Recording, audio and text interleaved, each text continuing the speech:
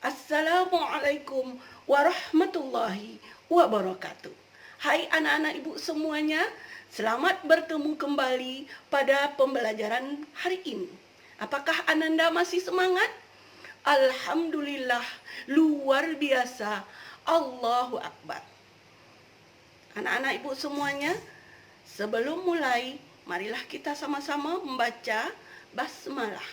Selamat mengikuti.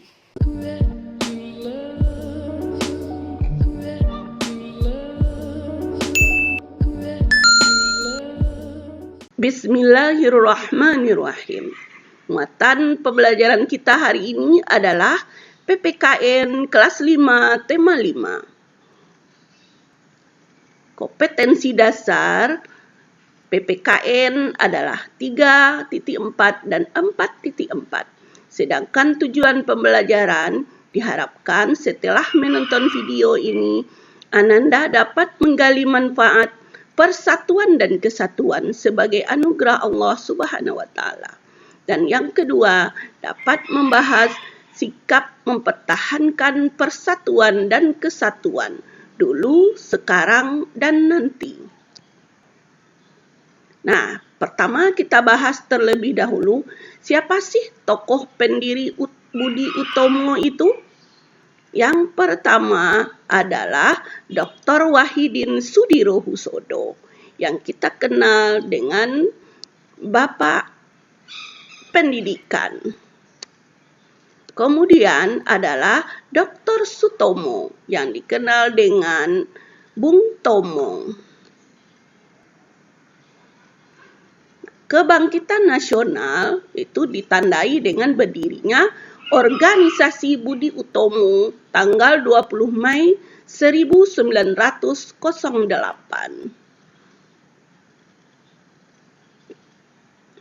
yang didirikan oleh Dr. Wahidin Sudirohusodo. Organisasi ini adalah organisasi pertama yang membangkitkan semangat persatuan dan kesatuan Indonesia. Nah, apa sih manfaat dari kebangkitan nasional itu yang ditandai dengan organisasi Budi Utomo yang bergerak di bidang pendidikan?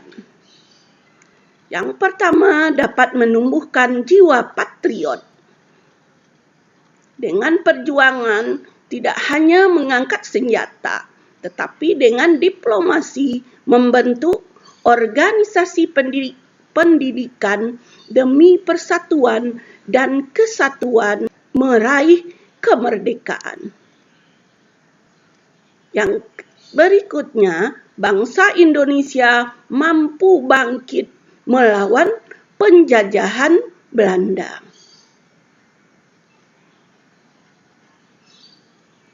Nah, kita bahas yang kedua. Semangat persatuan dan kesatuan itu ada dalam Sumpah Pemuda Oktober 1928. Nah, kita perhatikan gambar berikut. Sumpah Pemuda itu berlangsung dari tanggal 27 sampai 28 Oktober 1928.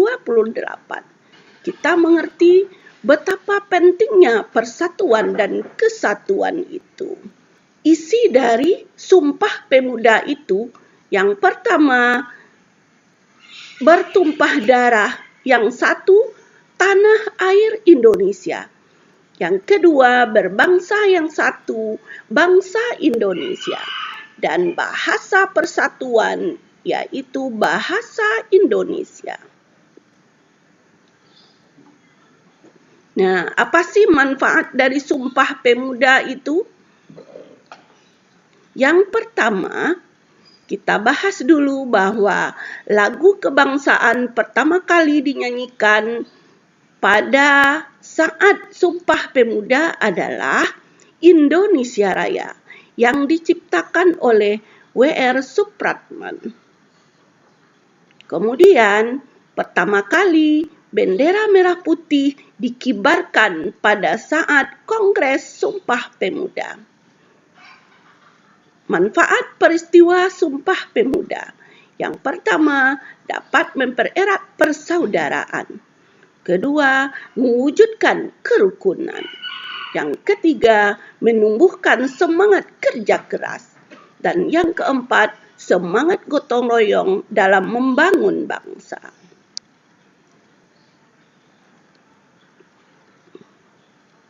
Nah, peristiwa yang berikutnya adalah 17 Agustus 1945 yang merupakan Hari Kemerdekaan Indonesia.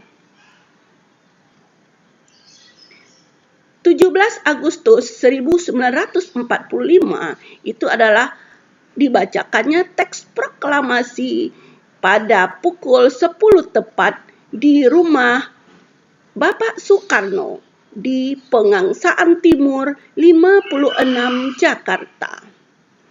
Nah, sebelumnya ditandai dengan peristiwa Rengas Dengklok, di mana terlihat semangat para pemuda untuk kemerdekaan Republik Indonesia. Selanjutnya, naskah proklamasi dibuat di rumah Laksamana Maeda, teman dari Mr. Ahmad Subarjo. Kita kenal para tokoh proklamasi kita, antara lain Insinyur Soekarno, Muhammad Hatta, dan Ahmad Subarjo.